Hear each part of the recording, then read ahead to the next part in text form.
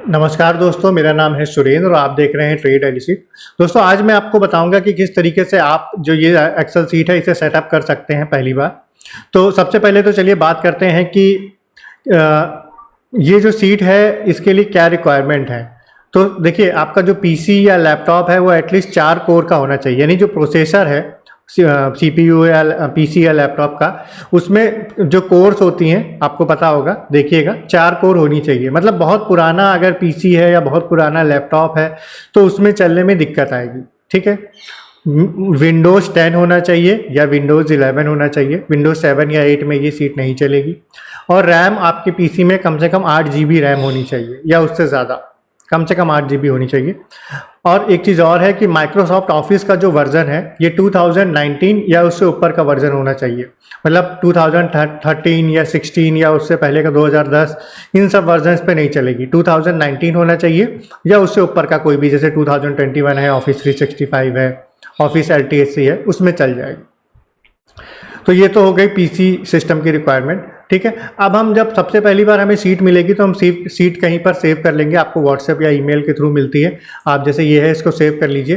कोशिश करिए कि सीट को, अगर आपके पास ऑफिस 365 है तो आप सीट को किसी ड्राइव में सेव करिए। जैसे कि मेरे पास ये सीट है, मैं इसे कट कर लेता हूँ अभी। ठीक है, कट करने के बाद मैं इसे यहाँ ना रख के, देखिए कहीं पर भी इसमें रख लेता हूँ। ठीक है, यहाँ पर रख लेता हूँ। किसी भी ड्राइव में हम रख सकते हैं, तो हम अभी यहाँ रख लेते हैं इसको। ठीक है, फिलहाल के लिए मैंने रखी है, लेकिन मैं अभी डेस्कटॉप पे ही रख रहा हूँ। आप लोग ऐसा करेंगे। ठीक है, कोशिश करिए हार्ड ड्राइव में मत रखिए। SSD आपके पास जो भी हो, SSD में ही रखिएगा इस सीट को। ठीक है, अब आप कोई भी एक्सेल सीट खोलिए। ये वाली सीट मत खोलिए, जो मेन सीट है इसे मत खोलिए। कोई भी ब्लैंक एक्सेल सीट या कोई भी एक्सेल सीट आपके पास हो उसे ओपन कर लीजिए, क्योंकि हमें पहले ऑप्शंस में सेटिंग करनी होगी। ठीक है, तो इसलिए हम सबसे पहले फाइल को ओपन करेंगे। जैसे अब मैं शुरू से बता देता हूँ, कई लोगों को नए ऑप्शन दिखते हैं।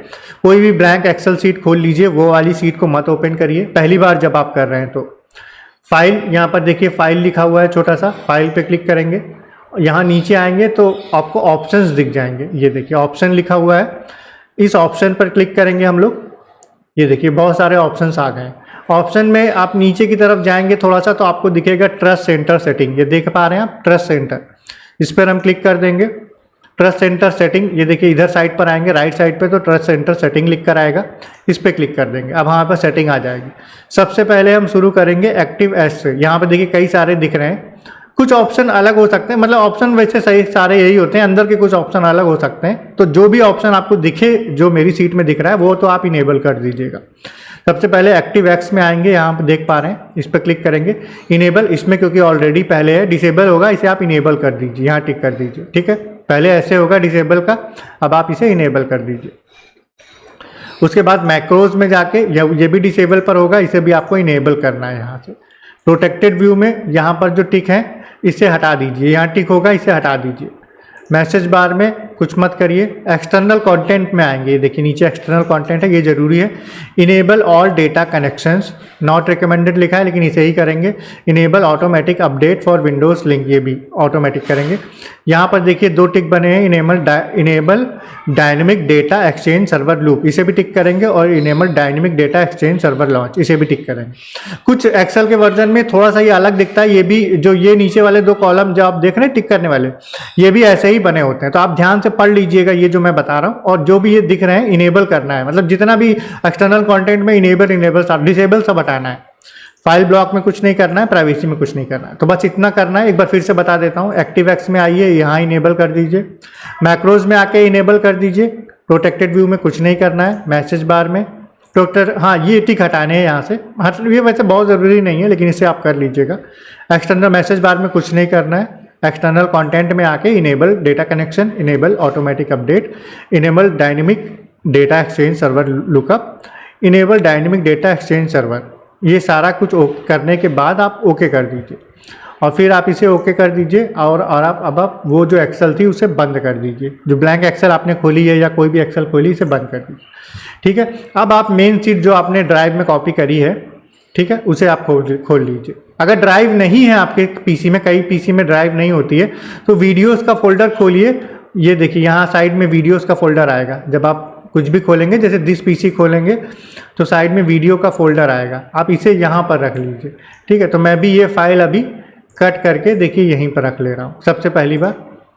ठीक है, क्योंकि यहाँ से क्या होता है, मैं ये इसलिए कह रहा हूँ क्योंकि कुछ पीसी में जैसे जो ऑफिस का वर्जन है उसमें लॉगिन अगर आपने किया है और आप ये सीट खोलोगे तो जब भी ये सीट अपडेट होगी इसका अपडेटेड सीधा डेटा जो है वो जो उनका सर्वर है माइक्रोसॉफ्ट का, उसमें बार बार अपलोड होता है, बार बार अपलोड होता है, तो उससे सीट स्लो होती है, इसलिए मैं ऐसा कह रहा हूँ।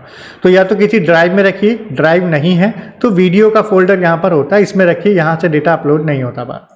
ठीक है, अब आप इस पर डबल क्लिक करेंगे, ये ओपन हो जाएगी। ओपन होते ही थोड़ा सा टाइम लगता है इस सीट में, और ये पीसी डिपेंड करता है पीसी कितना पावरफुल है। ये एक नॉर्मल पीसी है मेरा और पुराना है, 2015-16 का पीसी है शायद। ठीक है, तो अभी इसमें लिख कर आ रहा है this book is not authorise for this PC. इसका रीज़न ये है क्योंकि ये जो मैं सीट दूंगा ये एक ही पीसी पर चलेगी। अगर आप कुछ किसी दूसरे पीसी पर चलाना चाहते हैं तो मुझे बताएंगे, मैं दूसरी सीट दे दूंगा। ये क्योंकि ऑलरेडी मेरे दूसरे पीसी पर लैपटॉप पर थी इसलिए ये इस सीट पर नहीं चल रही है, तो हम इसे ओके कर देंगे और इसे बंद कर देंगे। ठीक है, मैंने ये सीट सही कर ली है इसको रीसेट कर दिया वापस से। तो अब ये सीट ओपन हो जाएगी सिस्टम पर, और जब पहली बार सीट ओपन होगी, थोड़ा सा रुक जाइए 3-4 सेकंड के लिए, तो एक मैसेज आएगा आपके पास इस तरीके से। अभी देखिए आएगा क्योंकि पहली बार ओपन हुई है। ये देखिए this work book is now authorised for this PC only. तो ये आ गया, इसका मतलब ये जो वर्क बुक है ये आपके पीसी के लिए सेट हो चुकी है। ये तो हो गया। अब हमें क्या करना है सबसे पहले, ठीक है, अब यहाँ पर आप एक बार कुकी अपडेट का बटन वैसे दबा सकते हैं। पहली बार ओपन कर रहे हैं तो आपको ये कर सकते हैं, कभी कभी एरर आ जाता है। तो हम एक बार कुकी अपडेट का बटन दबा देंगे और फिर रिफ्रेश ऑल कर देंगे। ठीक है, रिफ्रेश ऑल जैसे ही हम करेंगे तो यहाँ पर आप देखोगे डेटा रिफ्रेश होने लगा है। चाहो तो आप एक बार डेटा और क्वेरीज खोल लो तो आपको दिखता रहेगा कि कहाँ कहाँ हो रहा है। ठीक है, अब देखिए सबसे पहले ये पॉपअप आएगा। तो बहुत से लोगों ने मुझसे जो सीट ली वो सबसे पहले परेशान हो जाते हैं, सर ये क्या आ रहा है। तो ये कुछ नहीं, ये पहली बार आएगा। जब भी आप कभी ये सीट किसी सिस्टम में नई पहली बार खोलोगे तभी आएगा, बार बार नहीं आएगा। तो जब भी ये आए आपको यहाँ पर टिक करना है, इग्नोर प्राइवेसी लेवल आ रहा है, प्राइवेसी लेवल लिखा हुआ है, यहाँ टिक कर दीजिए, सेव कर दीजिए। ये कई बार आएगा, ये देख रहे हैं आप, क्योंकि जितनी क्वेरीज बनी है अलग अलग डेटा की, ये उतने बार आता है। तो एक बार टिक करके आपको सेव करते जाना है और इसमें ज़्यादा कुछ नहीं करना है। इसको टिक करके बस सेव करते जाइए जितने बार भी ये आता है। अगर आपकी इंटरनेट की स्पीड स्लो है तो थोड़ा सा ये देर में आएगा। ठीक है, लेकिन अगर पीसी सही है और इंटरनेट की स्पीड सही है तो ये काफ़ी ऐसे ही आएगा जैसे इसमें आ रहा है।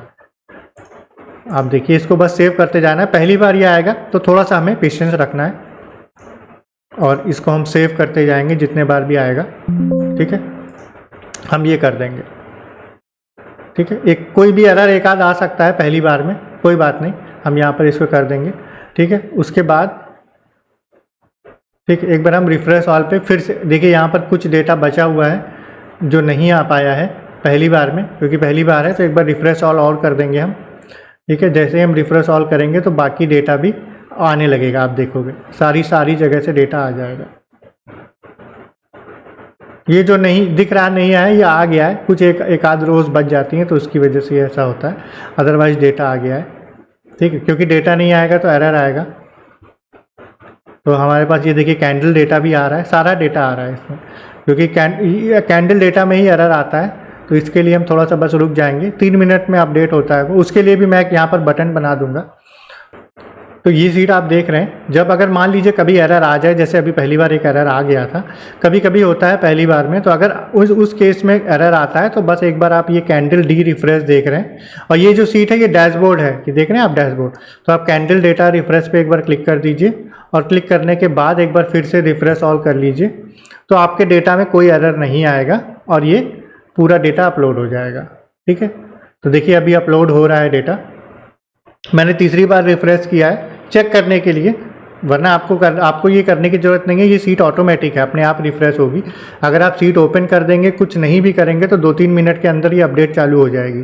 पहला अपडेट 1-2 मिनट के अंदर होता है। मैंने शुरू में ऑटोमेटिक अपडेट ओपन इसलिए नहीं किया है कि बहुत से सिस्टम अगर थोड़ा सा लो स्पेसिफिकेशन के हैं और सीट ओपन होते ही अपडेट चालू हो जाता है तो बहुत लोड पड़ता है, इसलिए मैंने उसको ऑटो नहीं कर रखा है, 2-3 मिनट के अंदर लगा रखा है। तो देखिए पूरा डेटा आ जाएगा, ठीक है, सारा डेटा देखिए आ गया, कोई डेटा में एरर नहीं है। ये आपको कहाँ से दिखेगा, क्वेरीज एंड कनेक्शन, डेटा में जाएंगे, क्वेरीज एंड कनेक्शन, ये मतलब ऑप्शनल है, मैंने देखने के लिए किया था, ज़रूरी नहीं आपको इसे खोलना है। यहाँ पर रेडी लिख कर आ जाएगा, आप देख रहे हैं कोई एरर नहीं आएगा, रेडी लिख कर आ जाएगा, इसका मतलब ये सीट प्रॉपर चल रही है। तो अभी आपकी ये सीट सेटअप हो चुकी है। ऐसे ही अगर निफ्टी बैंक निफ्टी वाली सीट है वो भी ऐसे ही सेटअप होगी, कुछ अलग नहीं करना है, उसमें और कम डेटा है, वो जल्दी हो जाती है, इसमें ज़्यादा डेटा है, ठीक है। ये स्टॉक्स वाली सीट है। तो सबसे पहले डैशबोर्ड में देखिए, ये तो ऑप्शन चेन से जो भी स्टॉक आपने सेलेक्ट किए उनके सिग्नल आ रहे हैं। कैसे सेलेक्ट करना है, स्टॉक ऑप्शन चेन में आप जाइए, जो भी स्टॉक आपको चाहिए देखिए लिस्ट आ जाएगी, कोई भी स्टॉक आप लगाएंगे ऑटोमेटिक उसका डेटा आ जाएगा। देखिए क्योंकि इसमें कुछ स्टॉक्स में बहुत कम डेटा होता है या ऑप्शन चेन में डेटा नहीं होता, तो उनका नहीं आएगा, बहुत ही कम है ऐसे, वरना ज़्यादातर स्टॉक्स का आपको डेटा देखने को मिल जाएगा। देखिए कोई भी स्टॉक लगाएंगे तो स्टॉक 1 ये है, 2, 3, 4, कोई भी 4 स्टॉक आप लगाइए, डैशबोर्ड में उन्हीं के ऑटोमेटिक सिग्नल आने लगेंगे, ठीक है।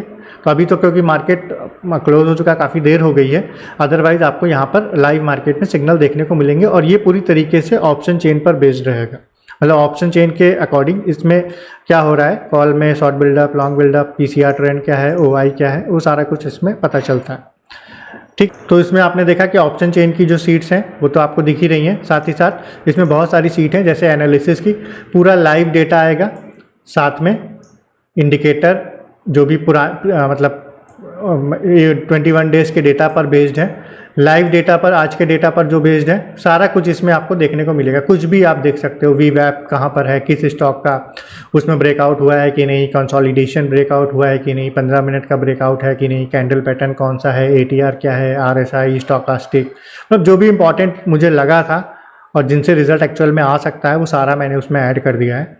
लाइव मार्केट में जैसे कभी लाइव मार्केट है, आप लाइव मार्केट में देखना चाहो तो लाइव मार्केट में भी आपको पूरा दिखेगा, ब्रेकआउट कहाँ पर हुआ है, ब्रेकडाउन कहाँ पर हुआ है, 5 वी वैप का open high low, consolidation, 15 minute volume breakout, 11:30 reversal की एक स्ट्रेटजी है कि 11:30 के बाद जनरली सुबह एक मूव आता है कई स्टॉक्स में और फिर उसके बाद रिवर्स हो जाता है, तो वो रिवर्सल पकड़ने की कोशिश करता है ये, क्योंकि अभी तो मार्केट बंद है इसलिए यहाँ पर कुछ नहीं आ रहा है, अदरवाइज यहाँ पर आपको 11:30 से पहले ट्रेंड दिखाई देंगे स्टॉक्स ब्रेकआउट और ब्रेकडाउन में। 7 day high low breakout, candle pattern कोई भी आप देख सकते हो, इनसाइड बार, बेयरिश इंगल्फिंग, जो भी चाहो। यहाँ पर आज किसने ओपन ब्रेक किया है, कल का हाई ब्रेक किया है, कल का लो ब्रेक किया है, ये सारा कुछ आप यहाँ देख सकते हो। Top gainer, top loser, max OI change, मतलब ये तो कॉमन है। और फिल्टर में जाके आप कोई भी स्ट्रेटजी लगा के इसका चार्ट भी देख सकते हो। ओपन हाई जैसे 7 डे हाई लो क्लोज, यहाँ पर कुछ नहीं दिख रहा है, ओपन है क्योंकि टुडे ब्रेक में कुछ नहीं दिखेगा क्योंकि लाइव मार्केट में दिखता है, मतलब लाइव मार्केट में जब तक डेटा अपडेट नहीं होता तब तक दिखता है। 20 डे ब्रेकआउट अगर आप देखोगे तो ये देखो आज किसने 20 डे का ब्रेकआउट दिया, ट्रेंड ने, आप देखिए मार्केट 20 डे का ब्रेकआउट हुआ है और ये हमें डेटा में दिख भी जाएगा, साथ में वॉल्यूम भी दिखेगा, ठीक है। तो इस तरीके से बहुत सारी चीज़ें, ये तो आपको समय लगेगा देख कर, कुछ दिन देखोगे आप समझोगे। डे एंड एनालिसिस में भी ये ऑटोमेटिक आ जाता है, डे एंड होने के बाद आज क्या क्या हुआ है, मतलब 21 डेज़ के डेटा के अकॉर्डिंग, तो ये सारा कुछ यहाँ पर दिखता है। डबल टॉप डबल बॉटम बनते हैं, बहुत इंपॉर्टेंट पैटर्न है, और 220 स्टॉक्स में इसको फाइंड कर पाना बहुत मुश्किल होता है, तो वो आप इसमें ऑटोमेटिक देख पाओगे क्योंकि इस सीट में मैंने फार्मूलेस लगा रखे हैं जिसके थ्रू ऑटोमेटिक हमें पता चल जाएगा कि किस स्टॉक में कौन सा पैटर्न बना है, ठीक है। तो ये सारा कुछ इसमें रहेगा। मैंने अभी आपको बताया कि सीट कैसे सेटअप करनी है, तो जो भी लोग लेना चाहते हैं नंबर नीचे लिख कर आ रहा है। मैं पहले ही बता दूं, जो भी पुराने कस्टमर्स हैं जिन्होंने पहले मेरी सीट बाई करी थी उनको 50% डिस्काउंट इस सीट पर मिलेगा, और जो भी नए लोग हैं वो तो ले ही सकते हैं, लेकिन उन्हें कोई डिस्काउंट ऑफर नहीं है। हाँ, एक चीज़ मैं ज़रूर बताना चाहूँगा कि नवरात्रे चल रहे हैं, माता के दिन है, तो ज़रूर जो भी लोग लेना चाहेंगे उन्हें कुछ डिस्काउंट इसमें ज़रूर मिल जाएगा। अगर नवरात्र के पीरियड के अंदर आप ये सीट लेते हैं तो एक अच्छा डिस्काउंट मैं आपको दे दूंगा, करीब 2000 रुपीज़ के आसपास का, तो वो आपको ज़रूर मिल जाएगा अगर आप नवरात्र के दिनों में ये सीट ले लेते हैं तो अगर आप चाहो तो ये सीट ले सकते हो। और नंबर नीचे लिख कर आ रहा है, इस पर मुझे व्हाट्सएप पर हाय लिख कर भेजिए, मैं आपको डिटेल इसकी भेज दूंगा। और कुछ क्वेरीज़ हैं तो आप व्हाट्सएप पर ही पूछ सकते हो मुझसे, ठीक है। तो उम्मीद है दोस्तों आज का वीडियो आपको अच्छा लगा होगा, और वीडियो ये बेसिकली थोड़ा सा इन्फॉर्मेटिव था कि कैसे सीट को सेटअप करना है, और थोड़ा सा डिटेल था, ज़्यादा कुछ नहीं बताया मैंने। बाकी और वीडियो बनाऊंगा तो आपको और डिटेल दूंगा। तो दोस्तों आज के लिए इतना ही। वीडियो को लाइक करिएगा ज़रूर, शेयर करिएगा, और मिलेंगे नेक्स्ट वीडियो में। तब तक के लिए बाय बाय।